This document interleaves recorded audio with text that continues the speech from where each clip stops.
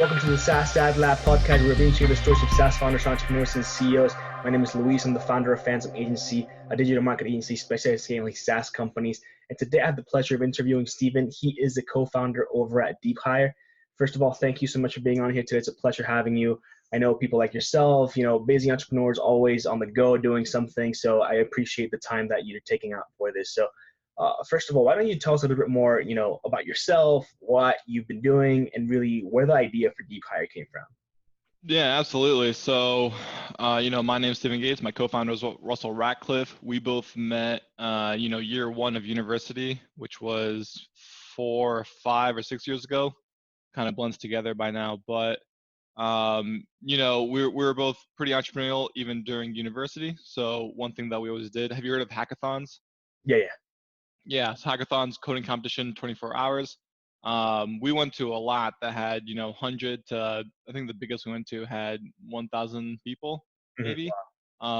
And during year two, maybe year three of university, we really took it pretty seriously. We went basically every single weekend, different hackathon, different competition, different idea, different team, different judges, different everything, right?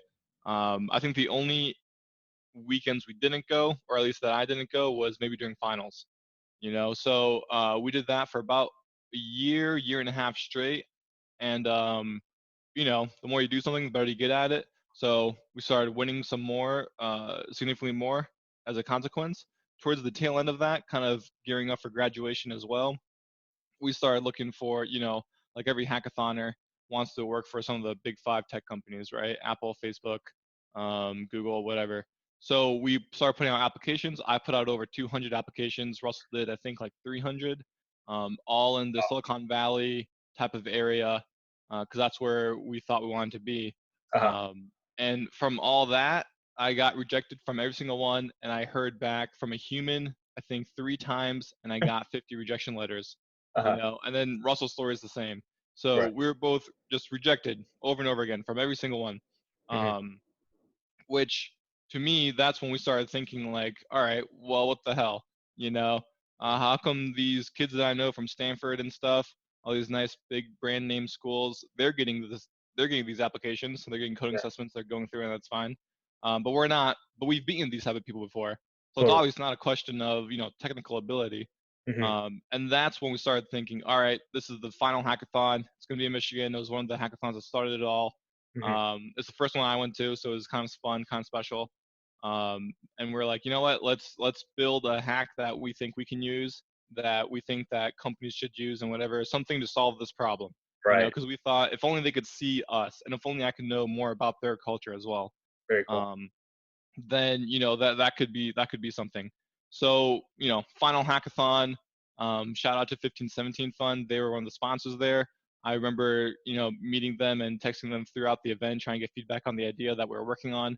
We whipped up the MVP. It was some AI whatever over engineered thing. We did the pitch in front of everyone. It went great. They ended up Venmoing us our prize like on the spot, which Yeah. was to us was like, whoa, you know. And then that's what really was started. They Venmoed us and they said, "This is awesome. Send us monthly updates and let's see where you're at in 3 months."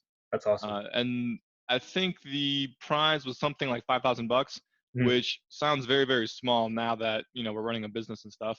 But in terms of hungry little college kids just looking for Totally. anything to, yeah, Yeah. that was very very impactful, very very significant. It's Um, validating for sure. Oh yeah, yeah.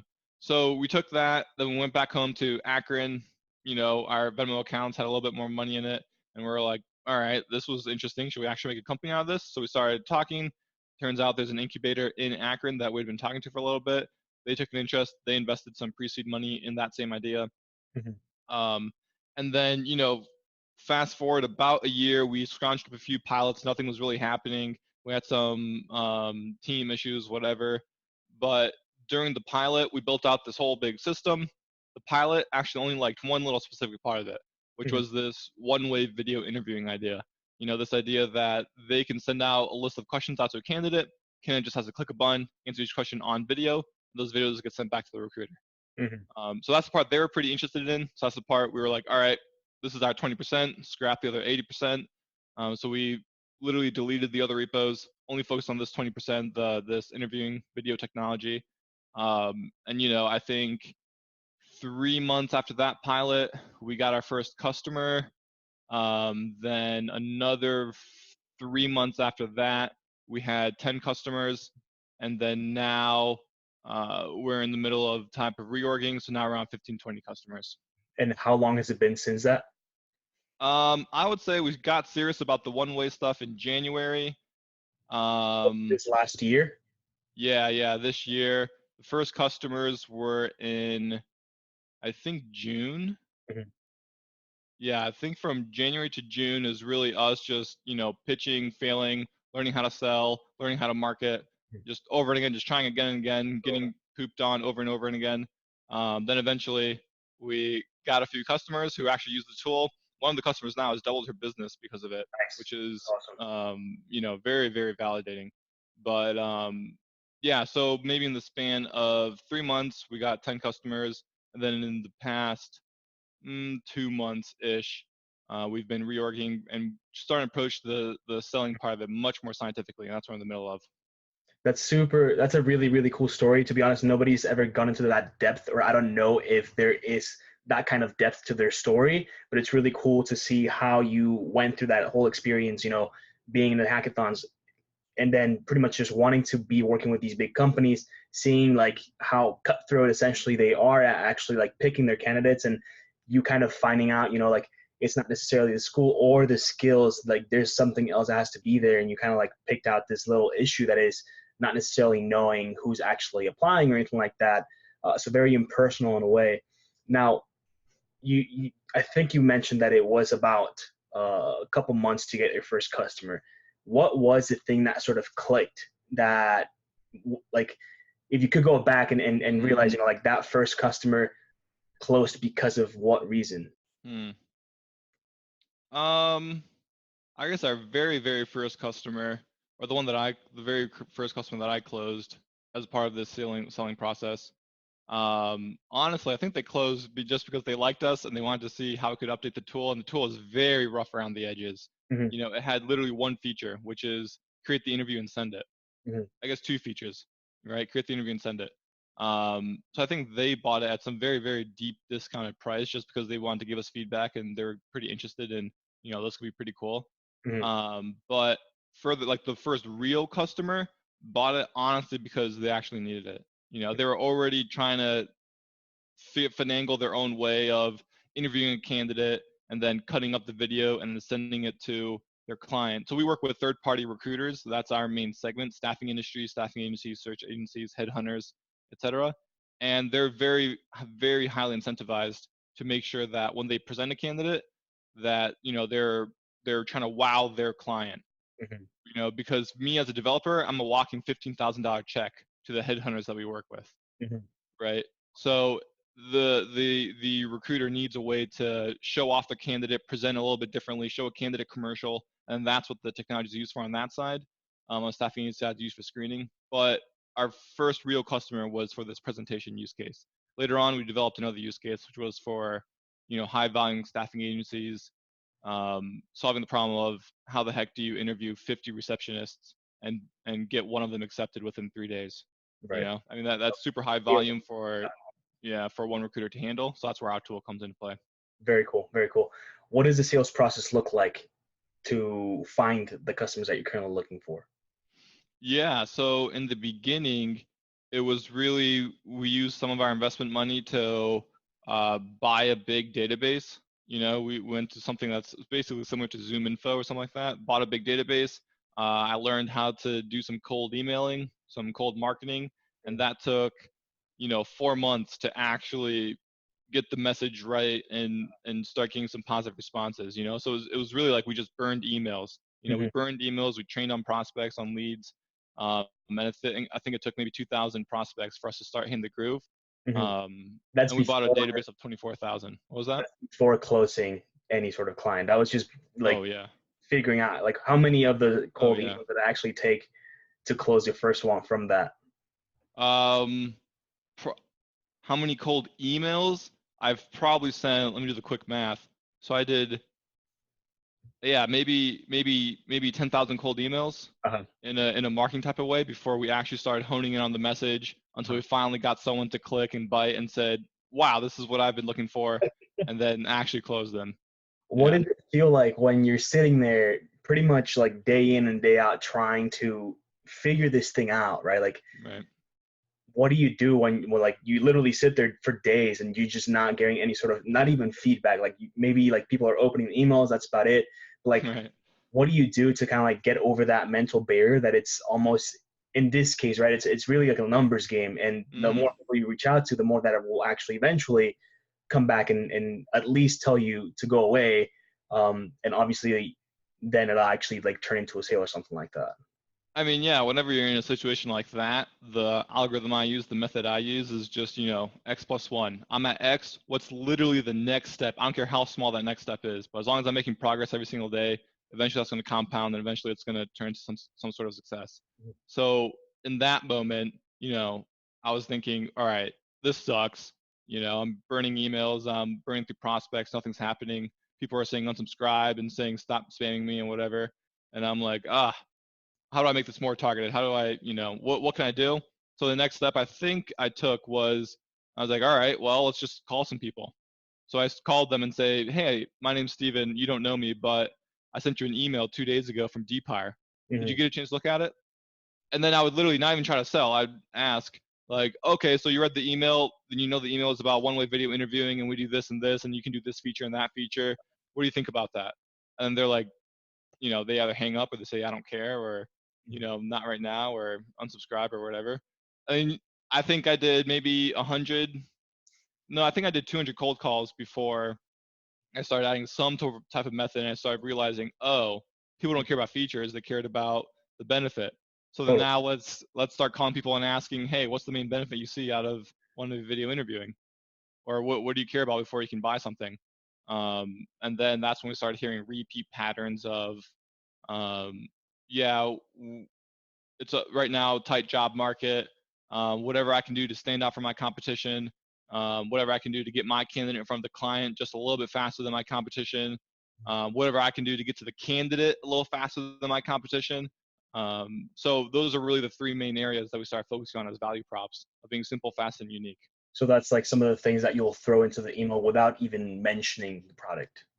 Oh yeah, so right, that came after I emailed 2,000 people. Then I started calling people around 1,800 emails in. I started calling people. I have 200 cold calls. Then I started figuring that out. So then Mhm. from then on, that's when we started doing more value based emails. So I think now my emails look very different. But now my emails are like something. Maybe I can pull it up, but something like we've developed with a unique kind of interviewing tool Mhm. that no one's used before in third-party recruiting industry. It Very does cool. this. Here are the results you can expect. This, and this. Is Mhm. this worth 10 minutes of your time? And then putting that inside of a drip campaign. Cool, cool. What does the team currently look like? Is it you and Russell? Do you have other people that are currently helping with other areas of the business? Yeah, me and Russell primarily, we're the only ones working full time or more than full time.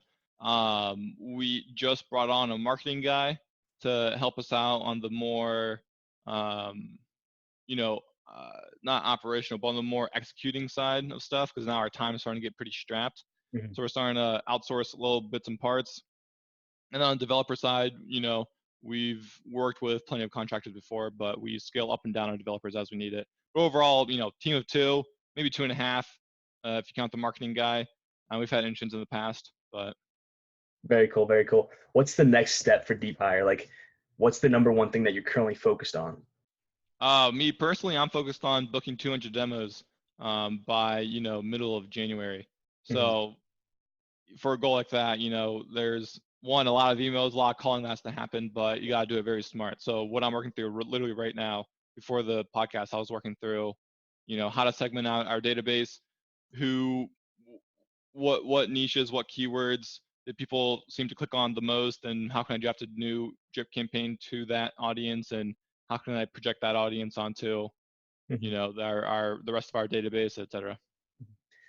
Do you have, aside from what you've done right now for DeepHire, like, do you have any sort of background as far as marketing goes or something like that? Or where are you going to like learn all the things that you're currently doing? Yeah, man. When we started, I did not even know what selling was. Uh, When we started, we didn't even know what an LLC was. Mhm. So we came in, we really did jump in with 2 feet, totally committed. Yeah. Got pooped on for a year and a half, and now things are starting to happen. I mean, we had no lucky breaks. Yeah. Um, yeah, how am I learning all this? Probably the best investment I had was actually purchasing a sales training. Just like, there's a lot of sales training like Sandler's or Grant Cardone or Mhm. that other dude. But like, there's a lot of common sales training. So I just purchased one of their curriculums. I just grind that out. I think I trained on that for like 3 months straight, like just 24/7. I was living and breathing that type of stuff. Right. Um, and then magically, as I was doing that, the email stuff started improving. So as I started getting leads, it's like, you know, now there's some sort of process, and now I know what to expect and how to do the selling. On the marketing side, you know, same thing basically. We Yeah. don't know anything, but we're figuring it out. Pretty cool. Pretty cool. That's awesome. Now, what is the biggest challenge that you're currently faced with? Is it product related? Is it marketing related? Is it sales related? hmm Like, if you could have one thing, what would that be? I mean, if you ask Russell, we might have a different answer, right? Because I'm focused on the growth part of it. For me, my number one problem is I'm starting to notice I'm becoming time strapped. Um, So how can we get to a point where we can very quickly start outsourcing some of the tasks that I've got to do? Um, but biggest problem is how can I get more customers in an outbound that follows our process? Just basically how to scale out my process. Uh, Russell might say, maybe something about marketing. Um, yeah, I don't know. cool. Cool. And if you could do one thing, like, I guess that was kind of like the question I just asked, but um, let's move into a little bit more of a personal kind of talk, right? Like, what's the biggest challenge on a personal level that you've just like keep on hitting against? Personal level that I keep on hitting against. Um, I mean, for a while, it was really just trying to figure out, you know, why am I spending so many hours and taking on the so much extra stress of doing a business versus, you know, my brother got a job for $150,000 salary straight out of college, and he's Mhm. 2 years younger than me as a programmer, and he works, you know, 30 to 40 hours a week. So it's like, So, why is all this extra stress worth it? Why do I feel like I need to do what I'm doing? Why don't I just do the easy way? You know. so, So I'd say that's probably the biggest thing that I've had to figure out in this 2-year journey. and what is that reason so far? That like, I mean, clearly Yeah, there's something there because you're still doing it, right? So like, what is it that kind of like yeah, what's driving you right now? yeah. I mean, it goes deep, man. It goes deep. But basically, um, uh, you know, life really is suffering to a certain extent. Um, so like, if you have the potential to do something, you gotta do it. Yeah. What's your biggest accomplishment? My biggest accomplishment personally or for business or what do you mean? Both. Both. My biggest accomplishment? I don't know, probably really figuring that out and just hitting that growth every single day, you Yeah. know? Because again, like we haven't had any lucky breaks, so it's just like there are no big one-off accomplishments that we have. It's all literally just X plus one, man. Totally. If you could go back to day one and switch out one thing, like you've already been going for about 2 years now, Yeah. what's like the key thing that you've learned so far that if you would have done it, say, obviously Oh, not the yeah. first day or something, but like maybe like Yeah. earlier on would have just completely changed everything. Um, Definitely just try to sell early. Try to make money on day one. Try to make money on day two if you can. If you can't do day one or day two, make it on day three. Just literally, just make money. I mean, just sell and just make money. That's like you don't even need a product. Literally, get some sales training, figure out the script, figure out the process would be, and then just do a consultative selling type of thing of like you're figuring out the problem as you're in the demo with the prospect and you've got little slides and you're asking them, okay, this is what we can do for you and this is what you need. Is Totally. that correct, sir? Okay, great. Have you seen enough to make a decision? Okay, great. Who should I send the invoice to? Is it you or is it the CFO? Okay, great. Usually people fall in one of three buckets. Yes, maybe no. If it's a maybe, we'll schedule a demo with someone else. It's like literally just go and sell Yeah. as quickly Sales as script just possible. happened right now. So for anyone that needs a sales script, Yeah. he just dropped it for everyone. So No, there you yeah, go. and it's a decent one too. Uh, But just close, do as many trial closes as you can possibly think of, and like ask them to buy something, or ask them if they've seen enough to make a decision, or do some sort of like, have you seen enough to show this to your boss? Have you seen enough to schedule a mm, demo with me and your boss and you? Have you seen enough to introduce me to your recruiter? Have you seen enough to, whatever? Just totally. try to get close on the next step as quickly as possible, because typically if you're an entrepreneur, then you're typically creative enough to just kind of figure out how you can solve the problem. But I mean, the goal is to get as close to their problem as possible as quickly as you can. And really the way to do that is just selling. In the B2B world, the way to do that is, you go through the process, you Find the cold pain. call someone, you sell them, you work through, find the decision maker, and ask, say, okay, great, so I can sell you this, this, and this to solve this and this and this. That'll be $700 a month. Do you find that reasonable? Mhm. As soon as they say yes, then you ask them, where should I send the check? Or where should I send the invoice? Yeah. And then send the invoice, and then at the same time as you send the invoice, shoot a message to your developer co-founder like I have, and tell them, all right, we have this and this and this. Can we You deliver gotta this build by a it. week? Yeah, and then start building it. Love it. I love it. Um, if or actually, do you have a favorite company that you kind of look up to? I know you mentioned Mm, Silicon Valley earlier on, so I think you've got somebody on mind that you kind of like look after. yeah. You're looking at what they're doing, trying to mimic some of the things that they're doing.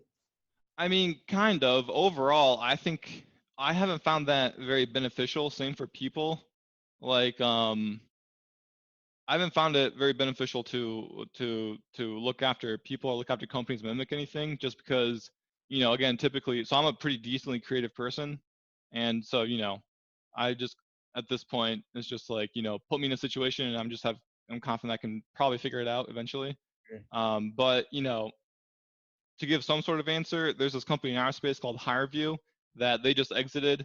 They just got bought out completely by a holding company, Mhm. um, for a nice, they've raised, I think it was like over $100 million, and then Wow. they exited to their lead investor.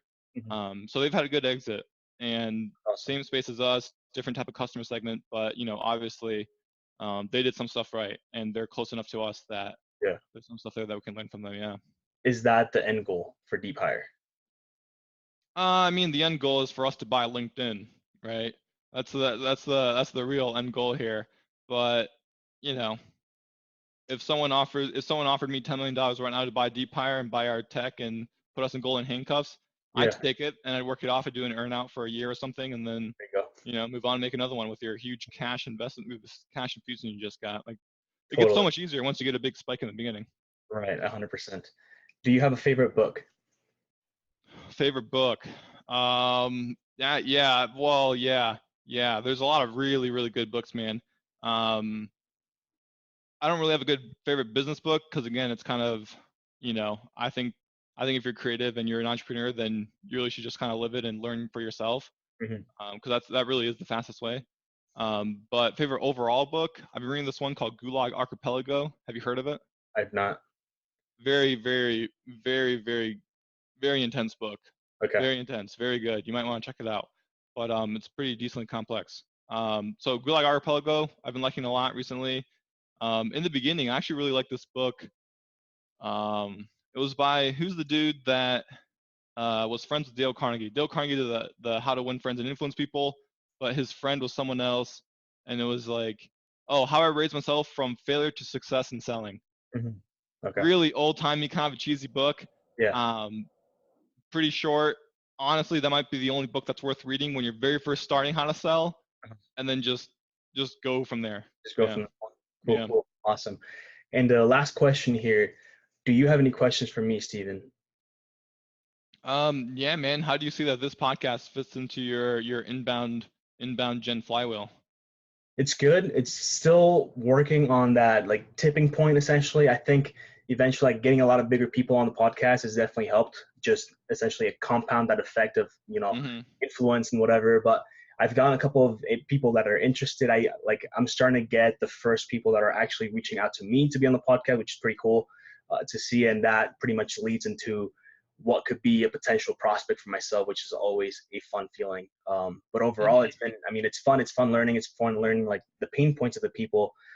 So if you're interested in starting a podcast, I think it could be something that you'll find beneficial. Yeah, that's interesting because that's what we hired our marketing guy on for us to start a podcast. In recruiting though, there's no big guy. There's no big, you know, um, there's no one that's huge that's got their own distribution channel kind of. So the virality effect isn't. I think it's a little tough to create in the recruiting department. But I don't know. What do you think? It could be, but you could also become like even either him or yourself or whoever wants to be on the host of the podcast. Like if you link that very closely to DeepHire, you can create that kind of, thought leader very, very Mm, quickly, I think, and just pretty much take off from there and use that as an anchor to build DeepHire. And that's like how mm-hmm, people actually start learning about it and so on. So I think there's definitely some potential with that to be explored for sure. Hmm. Yeah. How does that happen? So we let's say we just keep making podcasts and we've got now 15 in the library Mhm. of different recruiters that that's in my database. Now what? Mhm. So I think what I like the thing that I would do in this case, and this is just off the top of my head right now without really any thought about it, is reach out to either recruiters or the founders or the owners of the recruiting agencies, right? Talk to them, ask them if they want to be on a podcast to talk about their experience as a recruiting agent, how they're Mm-hmm. doing the company, figure out the pain points, and then really like dig down on like what it is that is pretty much like you said, like the three things that you're adding in the email, right? If it's the uniqueness, if it is beating the competition, like ask them those questions on the podcast, like how are you currently doing that? Like what is the edge that you have against these other people in the industry, and literally use that to pretty much sell themselves on the software. And then when you're off the call, you can make the pitch. Mm-hmm. Yeah. Okay. Makes sense. So just a nice, easier way to have them enter into the sales process. Totally. 100%. Perfect, man. Yeah, man. So thank you so much for being on the podcast. It was a pleasure having you. And for anyone that's watching, listening, whatever it is you're doing with the video or audio, make sure to hit the like, subscribe, or whatever button you can see. And we'll catch you next time. Take care, man. Awesome. Thanks for the time.